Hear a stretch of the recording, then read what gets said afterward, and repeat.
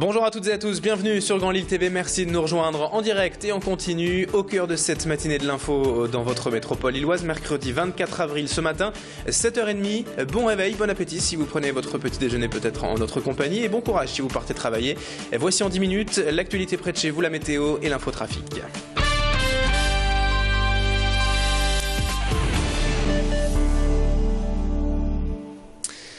Et avant toute chose, dans ce journal, bien sûr, la une de l'actualité nationale et régionale en ce mercredi, c'est l'adoption définitive hier de la loi autorisant le mariage aux personnes de même sexe.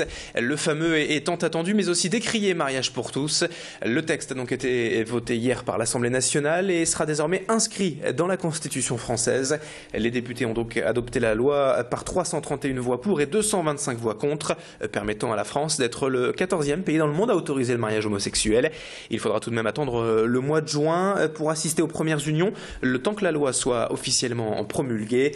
Et hier soir, à Lille, de chaque côté, anti et pro-mariage pour tous, les militants ont manifesté de différentes manières. Dans le calme, tout d'abord, place de la République, comme ailleurs en France, où près de 250 opposants se sont rassemblés, assis derrière des bougies pour afficher leur détermination pacifique malgré le vote de la loi. Et puis à l'inverse, place du Théâtre au pied de l'Opéra, vous le voyez sur ces images, plusieurs centaines de personnes ont laissé ici éclater leur joie en ce jour historique.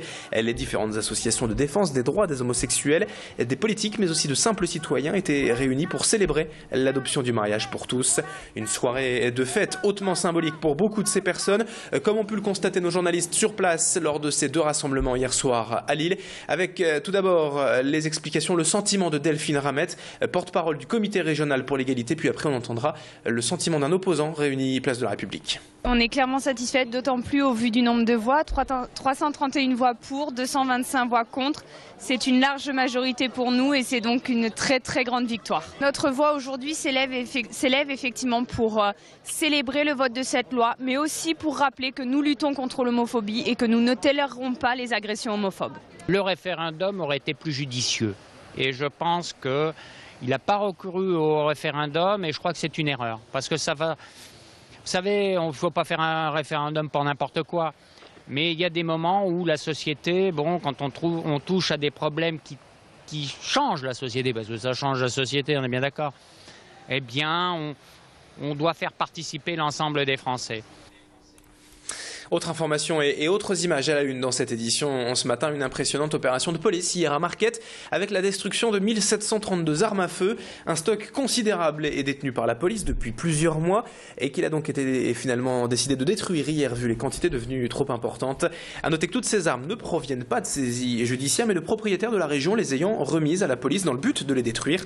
Des armes tout à fait légales donc en résumé, comme des pistolets de tir sportifs ou des fusils de chasse obsolètes confiés à la police par sécurité. C'est donc le GIPN qui s'est occupé du convoi ultra sécurisé hier de ces 1700 armes entre les locaux de la police et le site de destruction à Marquette. Une opération suivie par Marion Villette et Tanguy Lécluse sur ces images et les explications de Frédéric Dervin, commissaire à la DDSP, au micro de nos journalistes. Elles sont réceptionnées par les commissariats de police, des gens qui abandonnent leurs armes ou qui n'ont plus l'autorisation de la détenir. Par exemple, un tireur sportif qui arrive, qui est suffisamment... qui n'a plus envie de tirer avec son arme et qui la remet spontanément au service de police. Il suffit qu'il se présente au commissariat ou à la brigade de gendarmerie. Et là, on leur réceptionne l'arme, on leur remet un récépissé. Et puis ensuite, la vie de l'arme va la conduire jusqu'à sa destruction en menu morceaux. Allez, 7h34 et dans le reste de l'actualité, on vous en parlait déjà hier, attention au pollen de retour dans la région cette semaine et donc au risque d'allergie. Le Nord fait en effet partie des départements potentiellement touchés par le réseau national de surveillance aérobiologique qui a émis ici une alerte rouge pour 88 départements français. Le vent fort qui tourne dernièrement la région ne fera d'ailleurs que renforcer ces risques allergiques. Dans le Nord-Pas-de-Calais, on note particulièrement un risque élevé d'allergie au bouleau et plus faible tout de même sur les pollens de cyprès, aulne, peuplier, saule et frêne. Pour tous ceux qui veulent s'informer, notez que ce bulletin pollinique est disponible sur internet sur le site pollen.fr. Explication complémentaire dans ce journal avec le docteur Castelin Haquet, médecin allergologue à Lille au micro de Mathilde Espinas.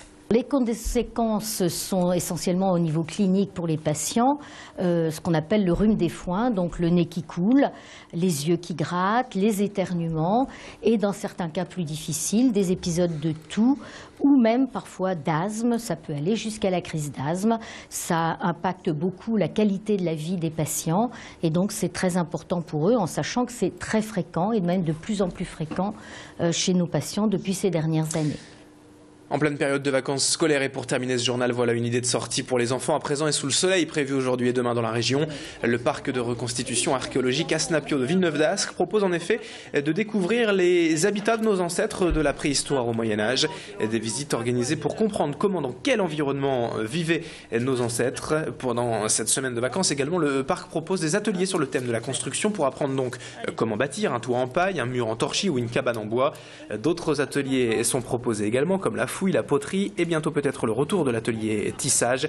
Explication avec Marie Ginet, directrice du parc Asnapio à Villeneuve-d'Ascq, au micro de Macha Grunessen. On va dire qu'on a 38 000 enfants. Je ne vais pas dire les 38 000 enfants qui viennent au parc archéologique Asnapio sont passionnés, mais quand même il y a beaucoup d'enfants qui viennent ici qui effectivement sont intrigués, passionnés, ils posent des questions qui paraissent naïves. Des grandes questions, c'est où étaient les toilettes et comment ils se nourrissaient. Ça les intéresse de savoir quelle était la vie ancienne, quotidienne des êtres qui vivent vraiment il y a fort longtemps. Et c'est la fin de ce journal, 7h36 sur Grand Lille TV, à suivre la météo et l'infotrafic. Bonne matinée à toutes et à tous en notre compagnie et bonne journée.